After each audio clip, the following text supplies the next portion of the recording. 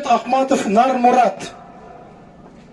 Амансыздарбы, қалайық ал? Мына бүгін көптен күткен күніміз келіп отырады. 2 мартта бүгін Садыр Жапаровты қолдау күні деп жариялаймыз барыңыз тең. Ушу жерде тұрған әрбіріңіздердің жүрегіңіздерде манасын руху, манасын духу бар екен деп білемін. Себебі деген еш нәрседен қорықпастан өзіңіздің қаражатыңыздар менен ушу жерге келіп отырасыздар. Тетіге нарындан бері, тетіге түптен бері, оштан ийликтен бері келіп отырасыздар. Ошон үчүн мен сіздерге ийлик таазим етемін.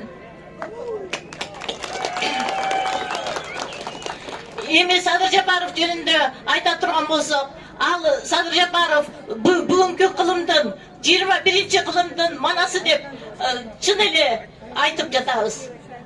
Себеби деген Садыр Жапаров ушул калың элдин арасынан суурулуп чыгып, жалгыз кыргыз элим деп, жалгыз ушул бийликтин арасынан суурулуп чыгып, кыргыз элим деп патриоттук сезимин көрсөтүп отурат. Эми мен 30 жыл бою мугалим болуп мектепте иштеген кишимин. Окуучулардын бардыгын тең патриот болгону айланайындар, эли жериңерди сүйгүлө деп тарбиялагам. Мен эми ошол окуучулардын алдында мен күнөөкөр сезип отурам өзүмдү. Себеби деген Садыр Жапаров патриоттуулук сезиминин айынан түрмөдө отурат, абакта отурат.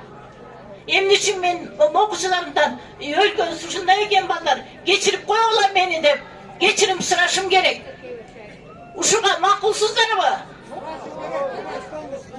Демек, биз ушу жерде тургандын бардыгы тең Садыр Жапаровтуга боштондук тилеп, азыр бийликтен Садыр Жапаровдун акталышын талап кылышыбыз керек.